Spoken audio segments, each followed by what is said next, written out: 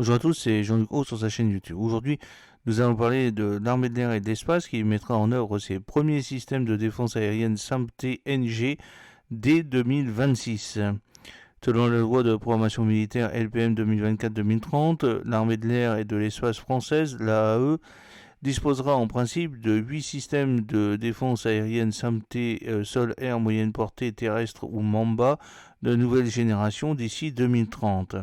4 unités supplémentaires devront être mises en service avant 2035.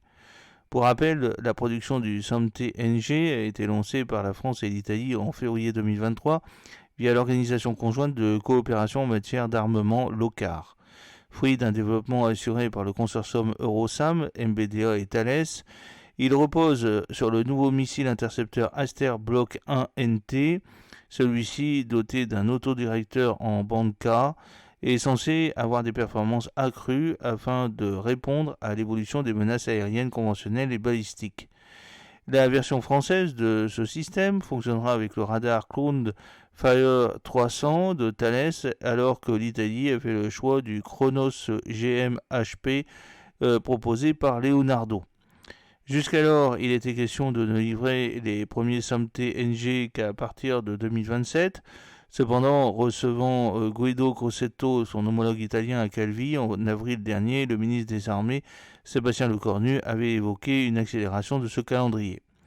Je ne veux pas en dire trop, mais le SAMP-TNG peut faire l'objet effectivement d'un travail accéléré en commun avec l'Italie pour répondre aussi à ce besoin qu'ont nos différents partenaires européens de durcir la protection de leur ciel en le faisant avec du matériel européen, en l'espèce franco-italien, ce qui semble aller dans le bon sens, avait en effet affirmé M. Lecornu.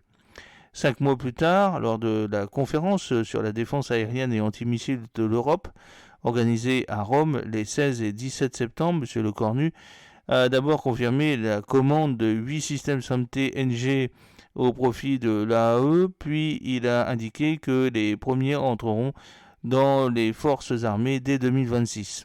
Une campagne de tir organisée en octobre prochain constituera un jalon important vers le déploiement de ce système, a précisé le ministre des Armées.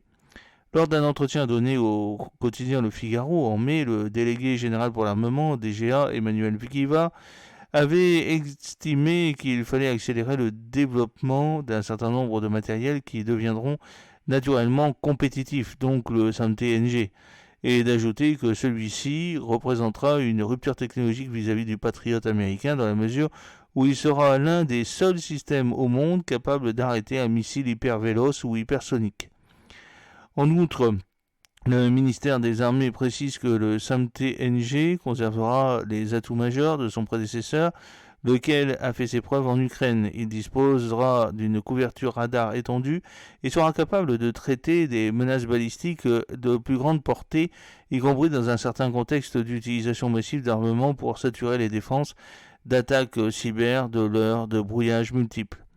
Voilà, j'espère que cette petite vidéo vous a plu. N'oubliez pas de cliquer sur le pouce pour la promouvoir, de vous abonner si ce n'est pas encore fait et de partager cette vidéo sur vos réseaux sociaux. A très bientôt, fidèlement, Jean-Luc O.